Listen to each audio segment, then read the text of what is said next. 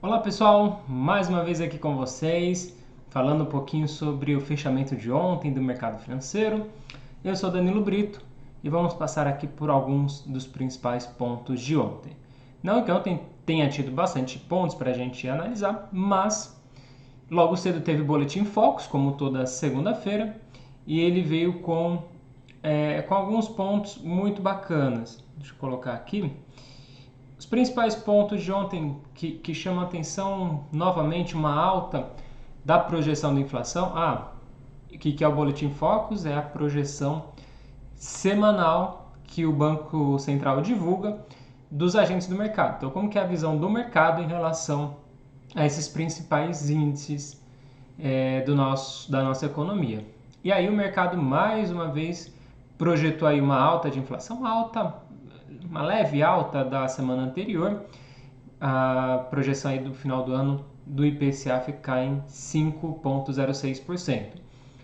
O PIB, a parte boa aqui foi uma melhora, novamente uma melhora aí na perspectiva de crescimento da nossa economia. Então, o PIB deu uma subida boa na expectativa do mercado para 3,21 no fechamento do ano.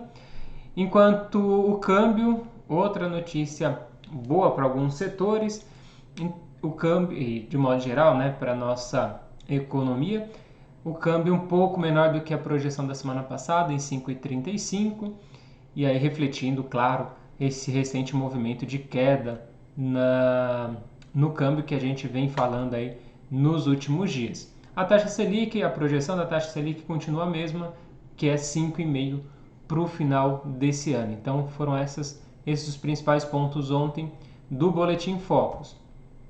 E aí, olhando para o mercado, ontem tivemos um dia de uma leve queda no Ibovespa, ali a 121.909 pontos, seguindo uma tendência aí do mercado internacional, que também foi um dia bastante complicado lá fora, as bolsas, a maioria fechando em queda.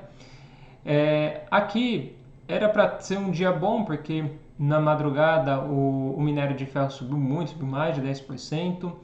E aí o índice começou o dia muito forte no campo positivo, mas durante o dia ele foi perdendo força, realizando essas altas, né? Também as altas recentes, principalmente na Vale, que se beneficiou bastante pela alta do minério de ferro. E aí, com esse ajuste de preço, com os investidores realizando todo esse ganho, o índice fechou ali quase no 0 a 0, mas ainda no campo negativo. Lá fora, como eu comentei, um dia bastante complicado, tanto as principais bolsas americanas, SP 500, a Nasdaq bem pior, mas as duas fecharam em queda. Ontem tivemos ali um temor, uma volta do temor de inflação nos Estados Unidos, e aí, como a gente já vem falando também, né? Todo esse temor está fazendo com que os investidores vá mais para empresas que ganhem com a reabertura da economia, por isso esse peso grande aqui no Nasdaq caindo 2,5%. O S&P 500 também contaminado ontem pelo grande pessimismo no mercado, e é uma queda de 1%.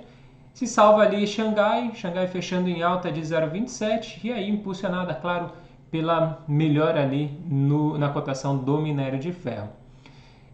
Lá nos Estados Unidos ainda ontem teve resquício do payroll da última sexta-feira, que são os dados de emprego lá nos Estados Unidos, vieram muito abaixo do esperado, e isso também ajudou a contaminar o índice aí no campo negativo.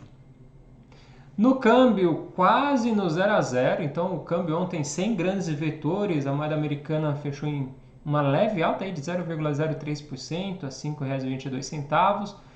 E lá fora, o dólar contra as principais moedas do mundo também no 0 a 0. Aí lá realmente ficou no 0 a 0 o DXY. Bom, os nossos dados de acompanhamento, o IHFA enfim saiu, mas saiu até o dia 5 apenas, então a gente tem um delay de alguns dias em relação aos outros indicadores. IRFM e IMAB ainda no campo negativo, mas IMAB recuperando bastante, como a gente tem visto aí nos últimos dias.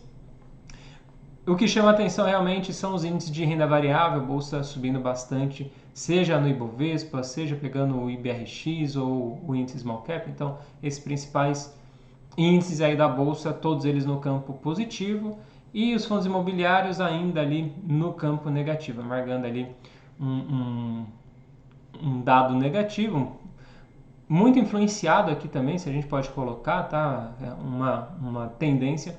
Com o recente aumento de juros, a gente tem uma pressão muito maior no IFIX, né? No índice de fundos imobiliários. Então, essa queda que a gente está vendo, mesmo com a bolsa subindo bastante, porque os fundos imobiliários são negociados em bolsa, isso tem reflexo porque o tipo de ativo que são os imóveis, eles tendem a se desvalorizar com esse aumento de taxa de juros.